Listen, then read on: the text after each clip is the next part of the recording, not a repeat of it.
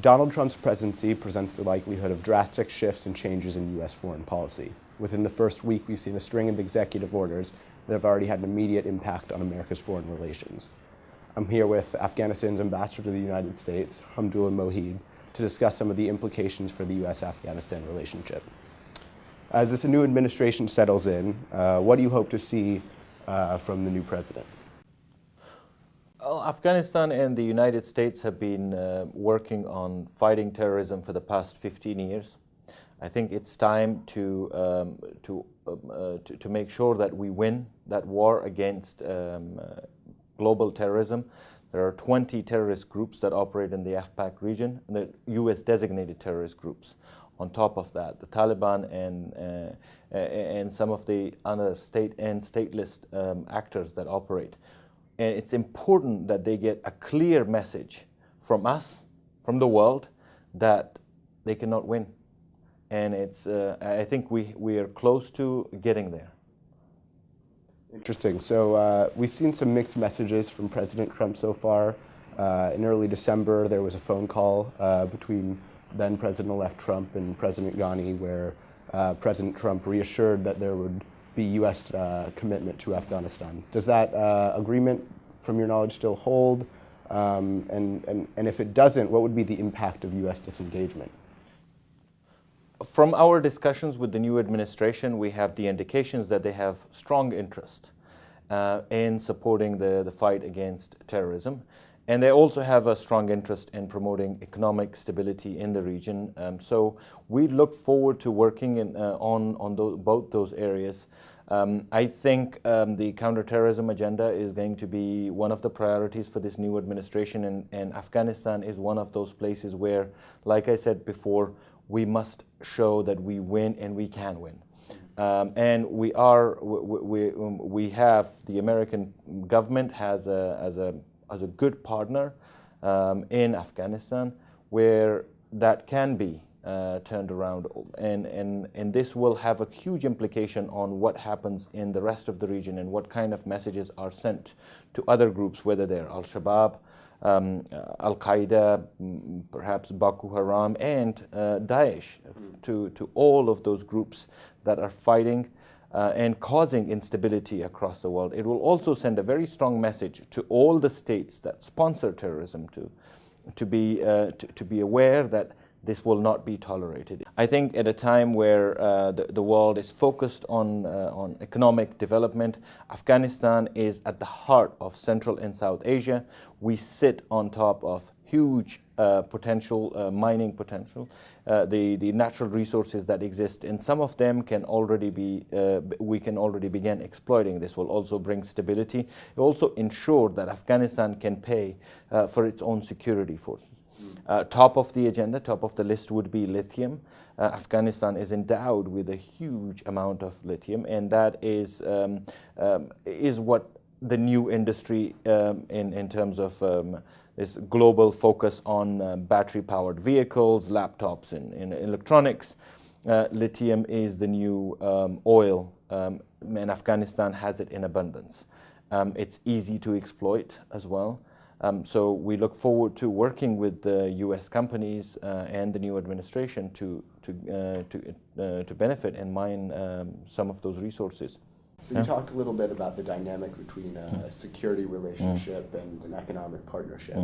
What are the dynamics there, and how should the U.S. engage to flesh out that dynamic? On the war on terrorism, a big number of people who join these terrorist organizations or groups do it out of, some of them do it out of poverty, and they need to feed their families. If we can provide alternative livelihood, if we can provide jobs and opportunities, we can even eradicate opium, because the people who grow opium are not the ones that really benefit from it. What they're looking for is guaranteed income. And they don't earn a lot. They just earn more than, there is more stability and more guarantee in their income than they would have been, say, vegetables or fruit. If we can provide another alternative to it, it could be anything.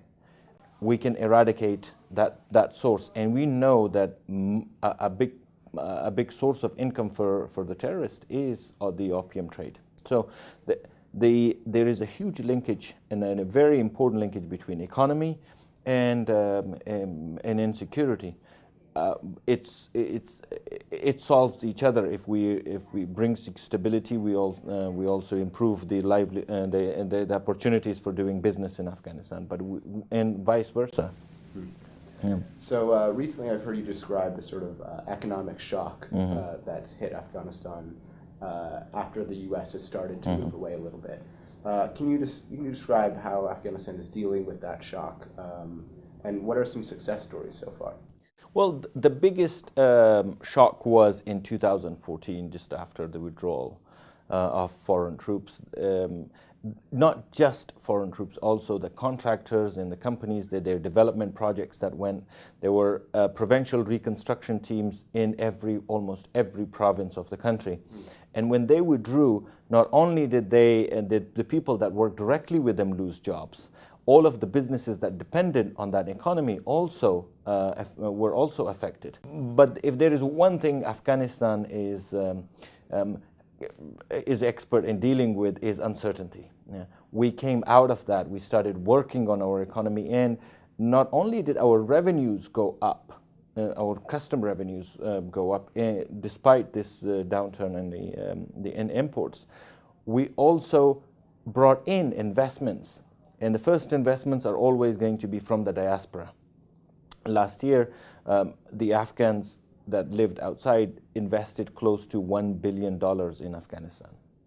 And that gave the confidence to other investors. So we had foreign companies that also started investing in the country. So we are recovering from that, from that shock, and we're doing it in a fashion and in a way that will be sustainable in Afghanistan, to our country. So in the past, I've heard you talk about the biggest challenge has been changing the narrative about Afghanistan. What progress has been made on that goal so far, and how do you hope to make more progress in the future? Well, at least in Washington, I hope that we have been able to make a dent in looking at Afghanistan just from a security prism. Afghanistan is the land of opportunities. It's unfortunate that in the past 40 years, or close to 40 years, we have been the victim of an imported war. But the Afghan people are determined to get out of that.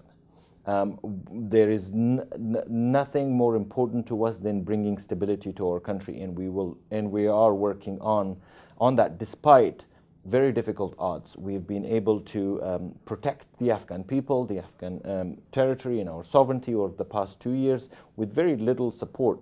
I mean, considering the amount of attacks we are under and the amount of terrorist groups that operate in our region and the support to them from outside, our security forces performed tremendously over the past 2 years, very bravely. We had a very high casualty rate, but it should not be taken as a weakness. What we did was show that we will defend our land and our country to the last man standing. Our military is all voluntary, just like the American military. So these people are not forced to go to the front line, they choose to. They choose to fight for their country. We have also seen that over the past 2 years, sympathies for the Taliban, if there were any existed, they have also gone down.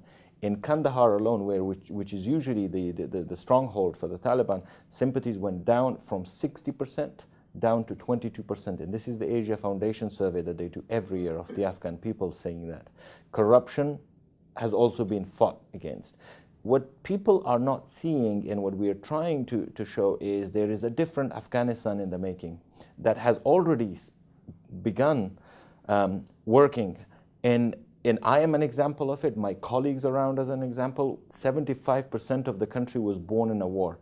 We're educated, we're worldly, technologically savvy, culturally sophisticated.